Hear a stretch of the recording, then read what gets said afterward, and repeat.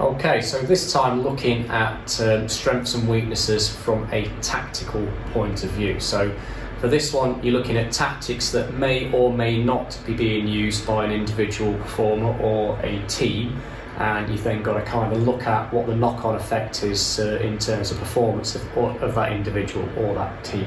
So again, we've got three phases that we have to follow. We need to identify and name the tactic that's actually being used, or that's perhaps not being used or not being used effectively. We've got to justify why we think that's the case based on the evidence that we've seen in the person's performance.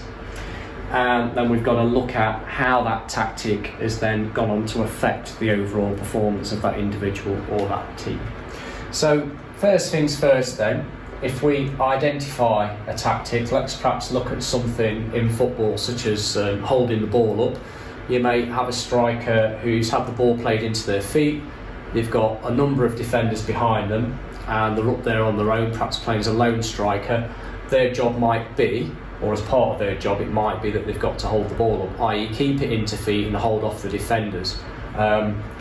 Justifying why this is a good use of this particular tactic. Well, if you are playing as a lone striker and you have the ball into you and you're just trying to turn every time against the defenders or a number of defenders, it's quite likely you're going to be unsuccessful because you've not got numerical superiority. There's only one of you and there's potentially 4 defenders there.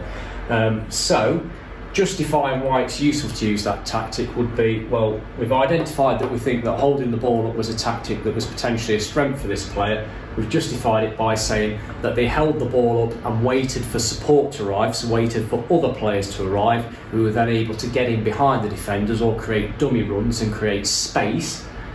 And the overall success of your performance, well, would be if you're able to hold the ball up effectively and wait for support to arrive, you were then more likely to be able to pick out a pass and create a goal scoring opportunity and put the opposition kind of under pressure.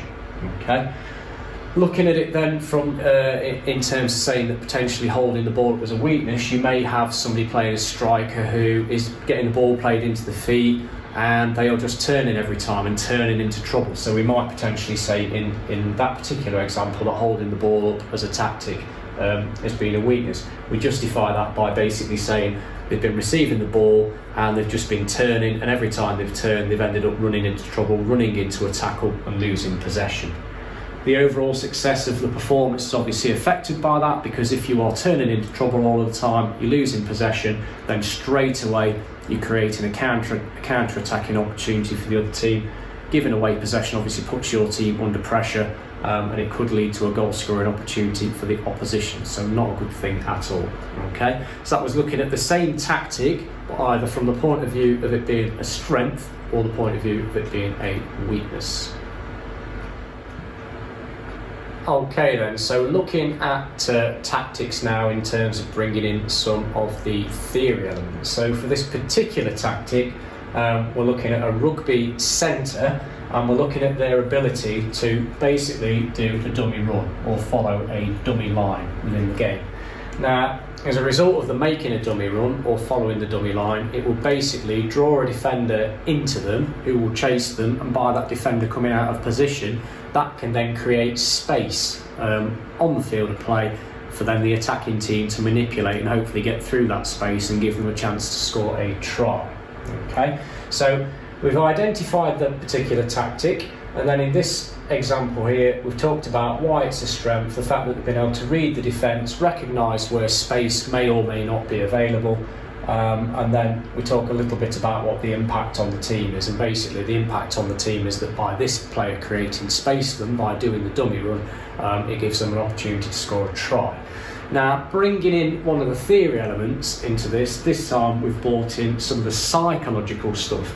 And basically we've said for this that the rugby player is at the autonomous stage of learning, okay? And they're able to feed back intrinsically. That basically means they've been able to read the game and everything that's going on within it and draw on their previous experience to kind of know when and where the dummy might be appropriate.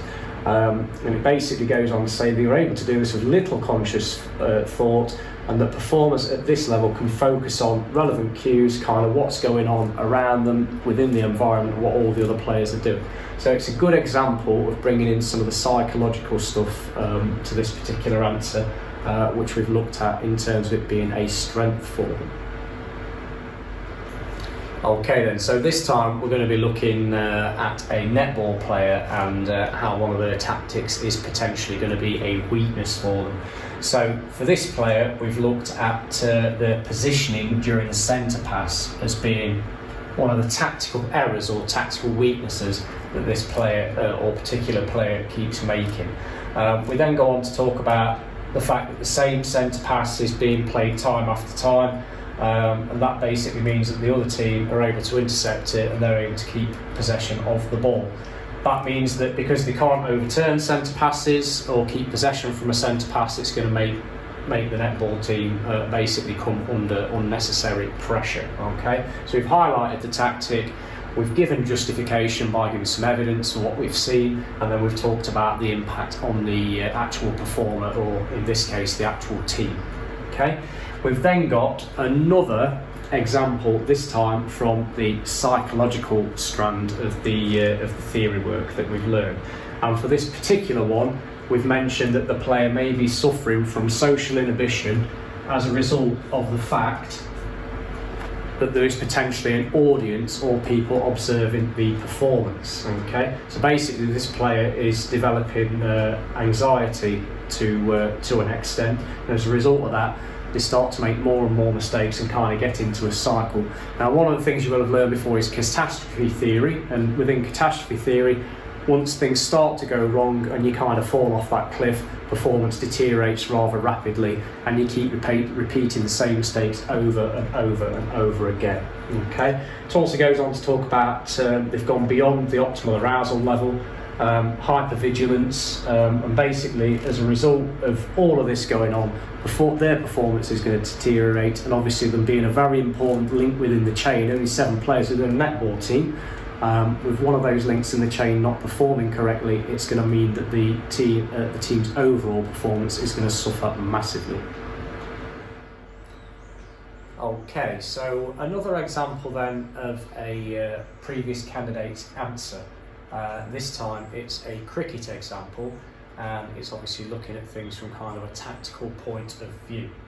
So I'll talk you through what makes this answer good, so what are some of the positive elements of it, but also some of the things that could have been worked on within this particular answer to try and make it better and access some of the higher marks. Now, what I will say before I go any further is that this is a transcript from the exam board, so this has not been typed by staff, and there are some grammatical errors in it. But we've left it as it arrived to us for you to kind of interpret and get your heads around for yourselves.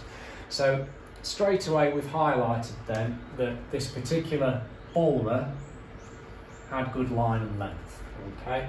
And the candidate then goes on to explain some of the positives and some of the impacts on performance as a result of this. So talking about bowling the ball very full, and the impact on performance is the fact that the batsman is then being forced to make a decision as whether they've got to move forwards or backwards to play the appropriate shot. That can lead to a little bit of uncertainty in the batsman, and obviously bowlers like the batsman having uncertainty because the batsman's then less likely to make the big hits and score runs consistently because they're not really able to read what's going on. However, the candidate then goes on to talk about the fact that the bowler's variation was actually fairly weak, and as a result of that, it did eventually mean that that some of the bowling became a little bit predictable. And that the batsman, obviously, once they've had a few balls bowled to them, once things become predictable, then the batsman can kind of read what's likely to come, and as a result of that, they're likely to score more runs. Okay, so what were the positives within this particular answer? Well, the candidate was able to identify the strength very specifically, and they were able to actually say what the knock-on effect on the team's performance was, both for kind of positive reasons, but they also then talked about potentially some of the stuff that could go wrong with this as well. Now, for them to access more marks, what they really needed to do is they really needed to then talk about some of the more tactical stuff in terms of the bowler perhaps setting the field during the over, or setting the field before the over, because obviously they know what they're going to be bowling. The batsmen, the opposition, do not. So setting the fielders appropriately and trying to coax the batsmen into playing certain shots can give you a big tactical advantage, but there's no mention of that here. And if they had perhaps talked a little bit about setting the field and talked a little bit more about how variation could have been important, it would have given them access to the higher marks, but that did not happen in this particular example.